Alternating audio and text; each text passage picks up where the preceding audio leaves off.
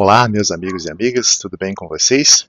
Bom, nós já chegamos no estudo número 8, aonde o título é Jesus e a Vida Eterna.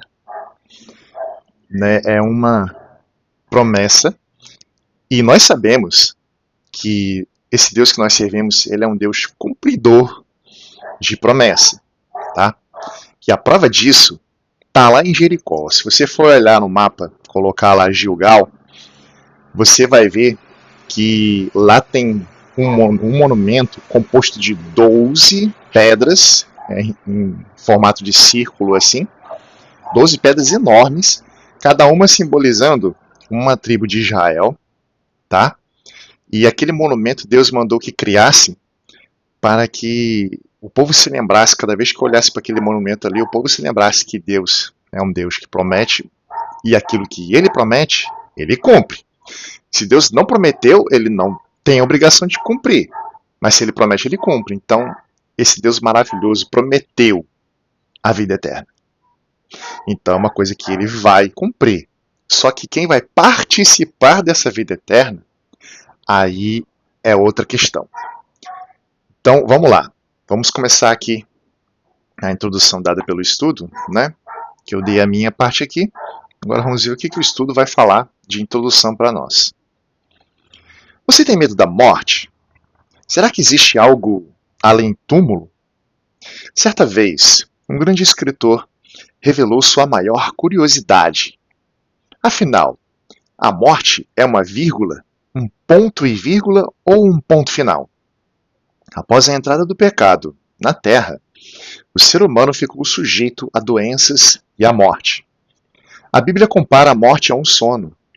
Ela não é o fim de tudo, pois Cristo Jesus venceu o pecado para destruir a morte.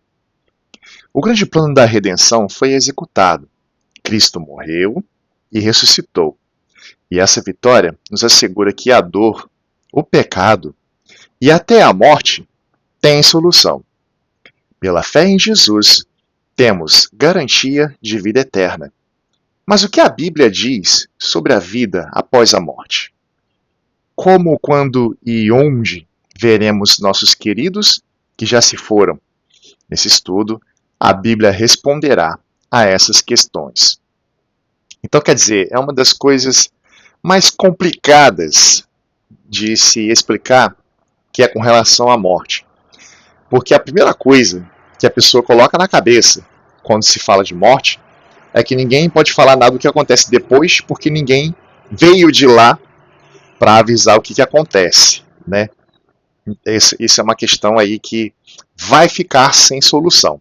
Infelizmente, aqui nessa terra a gente não vai saber o que realmente acontece lá, sem antes chegar o dia do juízo final, tá? Então, quer dizer, por causa dessa falta de prova física, que as pessoas não dão crédito a ninguém quando se fala de morte.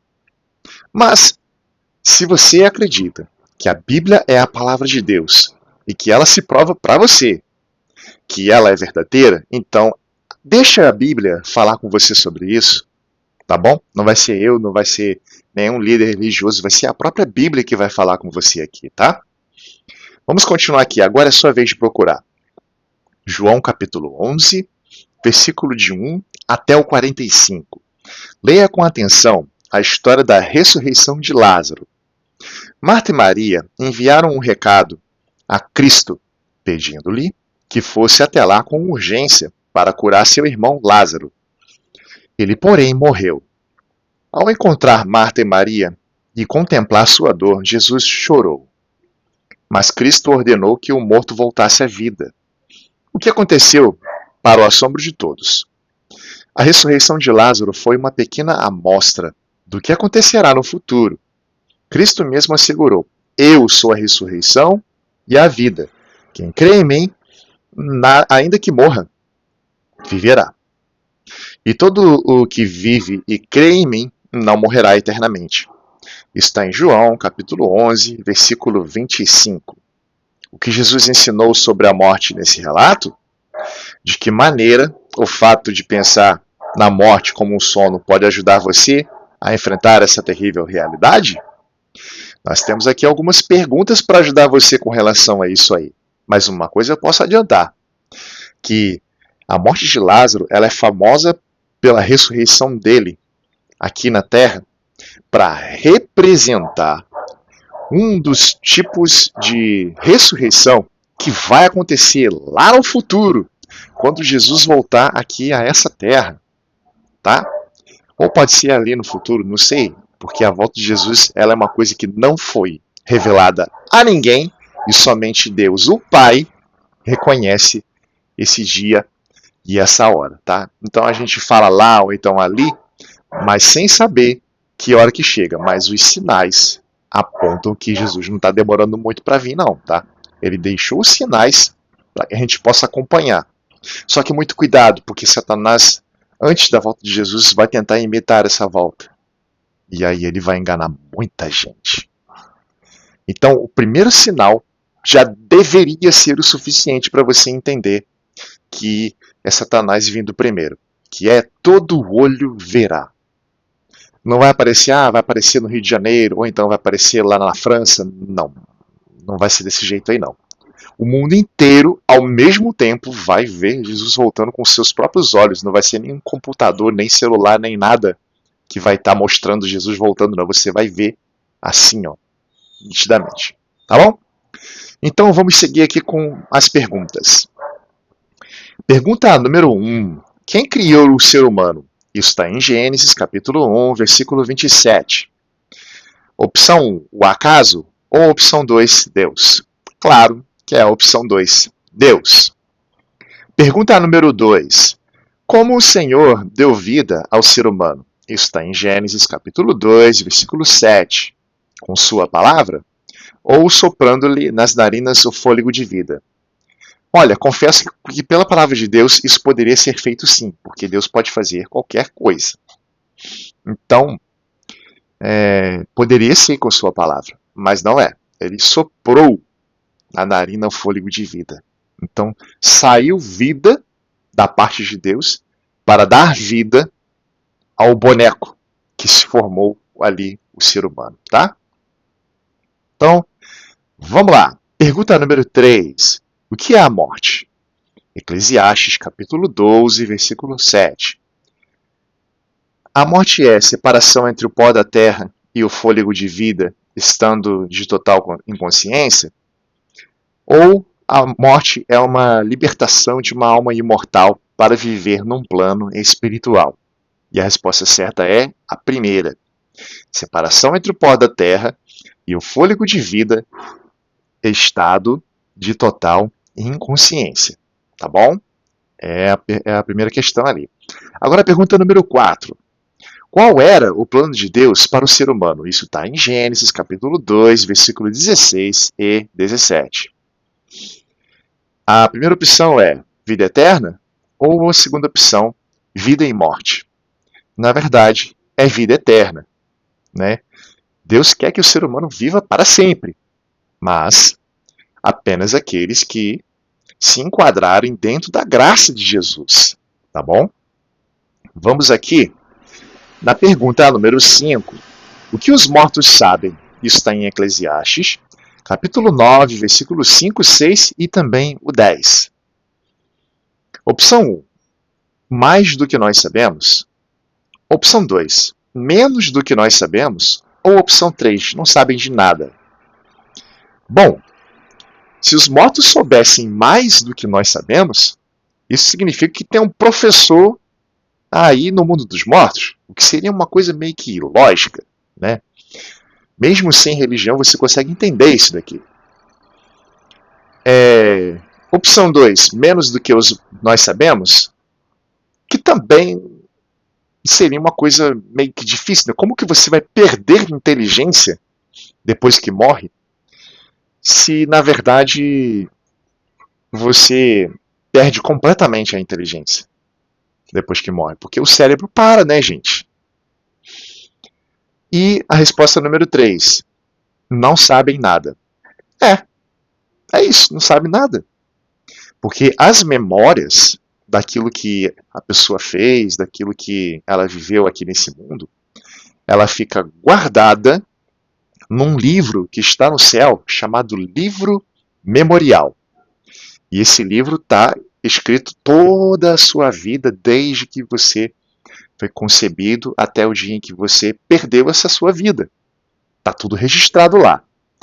E aí, no dia do juízo, esse livro vai vir para as mãos de Jesus, que vai vir como juiz.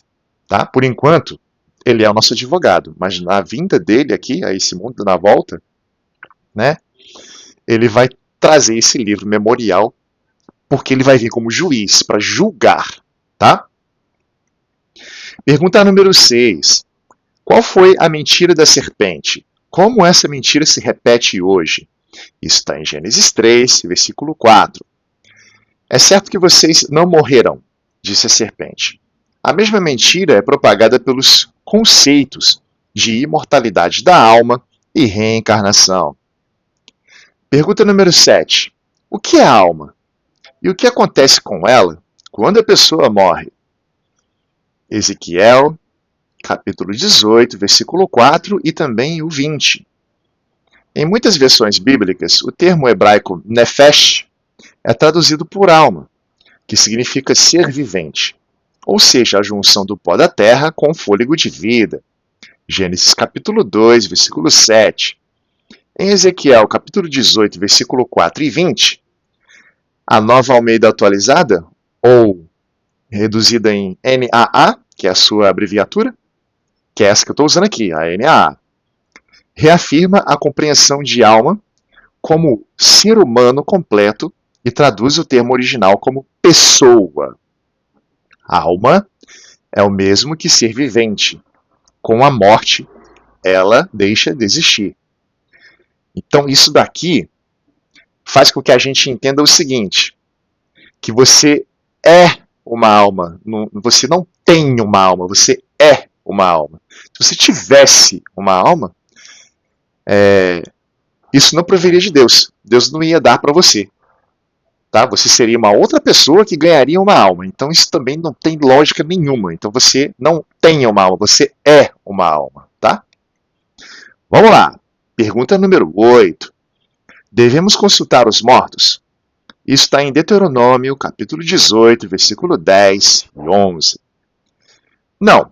Deus proíbe o suposto contato com os mortos, apesar de que nós vemos algumas religiões aí fazerem esse tipo de prática, até mesmo a reza pelos mortos, que tudo isso aí não é válido, não é aprovado por Deus, e Deus não pediu para fazer isso, tá bom? Isso é uma blasfêmia, isso é uma coisa inventada pelas pessoas, isso não deveria ser uma prática, e isso é condenado por Deus, tá? Isso aí também é um dos motivos pelos quais as pessoas serão condenadas, tá bom? Muitas outras coisas aí que vai ser pesado na balança de Deus. Pergunta número 9. Quando Jesus restaurará para nós a vida eterna? Isso está em 1 Coríntios, capítulo 15, versículo 21 até o 23. Quando ele voltar nas nuvens do céu e ressuscitar todos os justos. Tá bom? Espero que vocês tenham entendido essas perguntas aqui. Se vocês não entenderam, não tem problema. Pergunte aí embaixo nos comentários, tá bom? Que a gente vai resolver essas questões aí de acordo com a própria Bíblia, tá bom? E agora, o que a Bíblia diz sobre a vida restaurada? Jesus foi claro ao dizer que a vida está apenas nele. Isso está em João, capítulo 3, versículo 16. Também o capítulo 11, versículo 25, também o capítulo 14, versículo 6. Tudo isso em João, tá? A aparição de mortos é obra de Satanás. Isso está em 2 Coríntios, capítulo 11, versículo 13 até o 15. E também está em Isaías, capítulo 8, versículo 19 e 20. Jesus prometeu ressuscitar os que creem nele. Isso está em 1 Tessalonicenses, capítulo 4, versículo 13 até o 18. Vamos lá, vamos entender aqui como que funciona a questão da alma. A alma é a soma de um corpo inerte, que é feito do pó, mais o fôlego de vida vindo de Deus, se tornando assim uma alma vivente, um ser vivente. Tá? E agora vamos para o nosso compromisso de fé. Se eu morrer antes de Jesus voltar, quero fazer parte da ressurreição dos justos. Comprometo-me a viver na companhia de Cristo. Tá vendo só? Existe uma condição para que você seja salvo. Mas você, sozinho, não tem condições nenhuma de tomar essa atitude e ficar nessa postura de salvo. Você precisa da ajuda do Espírito Santo.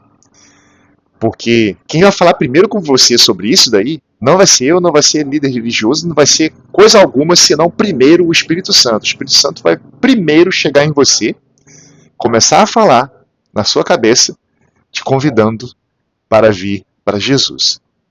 Aí sim, depois que o Espírito Santo vai começar a falar com você, ele vai começar a usar os seus servos e a mídia também, qualquer outro tipo de coisa que vai chegar a alcançar você.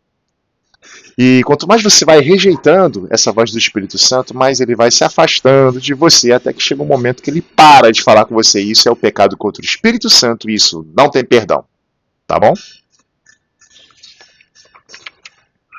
Vamos lá, agora vamos para o nosso estudo adicional para poder fortalecer a nossa comunhão com Deus. Comunhão individual, tá? Minha e sua, só que individual.